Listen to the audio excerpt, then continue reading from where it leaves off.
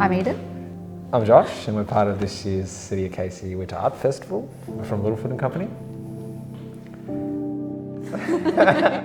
I guess what I kind of tend to do is a lot of writing and poetry and spoken word. That's sort of, the main form of art that I kind of use to express.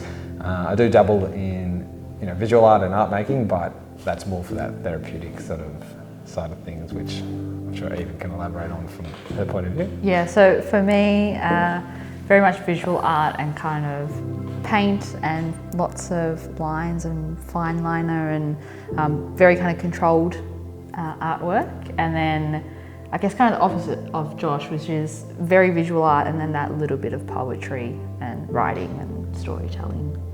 Early when I first sort of started getting into poetry and spoken word, a lot of it was, I guess a way to kind of express how I was feeling and emotions and, I would say predominantly like negative emotions that I was feeling that I used and turned to poetry and spoken word so I could kind of share that with others and get it off my chest, and it was a real healing and therapeutic sort of space for me. So yeah, I think I'm quite similar.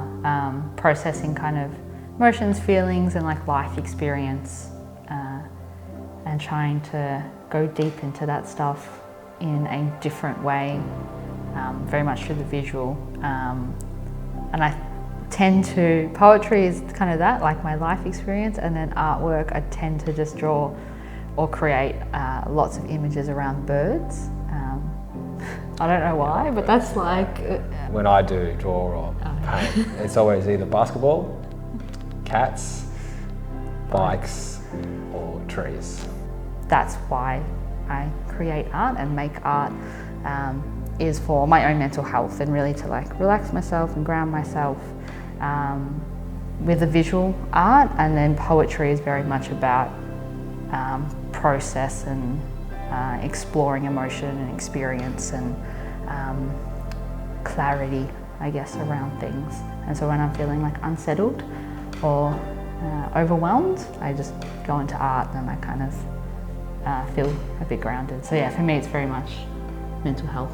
I think, there's some similarities for me too, but I think the main thing would be, it was crucial for me at a really rough part or tough part of my life where I was kind of mid-20s and didn't really have direction, and I kind of turned to art and poetry and spoken word, not only to sort of bring people together and share stories, but to kind of communicate with my friends and family and the community, how I was feeling, and gaining a lot of confidence and self-belief throughout that process. And it just improved so many different aspects of my life. Like public speaking gave me a lot of confidence, made me more vulnerable, which made me a greater friend and better person. Wouldn't consider myself, a visual artist, but it's important to kind of show up and, create and share, and which also then allows other people to kind of feel the same, and allows them to share in kind of these safe spaces that we want to create. Yeah, so we're an events and art therapy company in the southeast. I guess predominantly what we do is sort of try and create spaces for artists and people within Casey to kind of get together and create and perform, and we have our spoken word poetry nights. On top of that, we facilitate and run art workshops and a bunch of different events throughout Casey, movie nights, trivia nights, but the main goal we kind of for Littlefoot and Company is to make art therapy free and accessible to the community, essentially.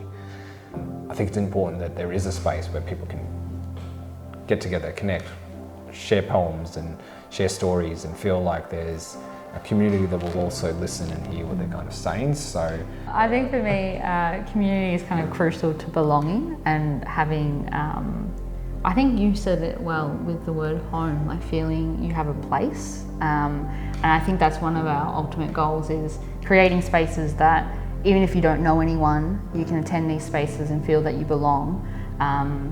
And it's not just Josh and I kind of holding a space and its community. We only exist because of the community around us. It's like created that space.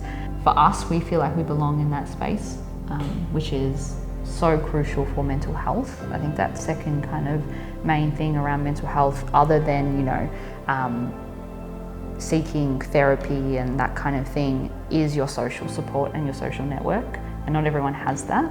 And so by creating a space, we hope that if people don't have that or feel like they don't have that, they can attend our space and feel that they are connected in some way, because we're all just deeply interconnected, but we kind of lose sight of that in some ways. So I think if people think, they're not creative or they're not an artist, that everyone is, and I think whether or not you're making the art, you engage in it in some way. So if you listen to music, or if you watch TV, watch movies, read books, you're already engaging in art. So you're already in that process, you just haven't done it yourself. And to forget about this idea that there's good and bad art, there isn't. Art is just expression, it's just a form of expression, and you can't be good or bad at that. If you are feeling nervous, come. You don't have to get up, you don't have to perform, just be in the audience, sit in the audience, or sit in the space, take it all in, and see what happens from there. If you do come, you're going to be encouraged and supported, and we just want to hear people. It's not about how good you are, if you've done it before. We get heaps of people that come that have never written, have never performed, and do it this one time, and they get up on stage, and it's a thrilling experience to be that vulnerable. So yeah, I would say just come, just get amongst it and just do it, and Josh and I will be there to support and cheer the whole way. The priority with all our spaces is that everyone there is completely welcome. There's no judgment. It is really about encouraging people to give it a go and have a crack, share your story, let others in on your story. That there's a lot of healing that can be done with that. And if it's not healing that you're looking for, and if you're just after sort of being creative and expressing and having a bit of fun with it, that's definitely present too. Yeah, so we'll be popping up with 2 poetry and spoken word nights at Bunjil Place, one in June and one in July. So there'll be open mic available for community and anyone in the southeast or Melbourne to come along, and you can sign up on the open mic sheet. We'll have a feature artist performing there as well. And then on top of that, we'll be popping up with a kids art therapy workshop. I was going to say my favourite winter food, which is my favourite food just in general, is any kind of curry, any kind of warm, spicy curry. That's Thai. Or soup. Or even Jay, who's Eden's partner, his spaghetti is, how could I say? Yeah. I love Thai food, particularly in winter. It's really, really delicious. Any tofu and vegetable, big fan. Like stir fry. Stir fry, yeah. Now I'm going to throw out bread, just warm bread. Yeah, get that on there. Yeah, I would say anything that my husband cooks is like my favourite thing. He's cooking. Honestly, anything that her husband cooks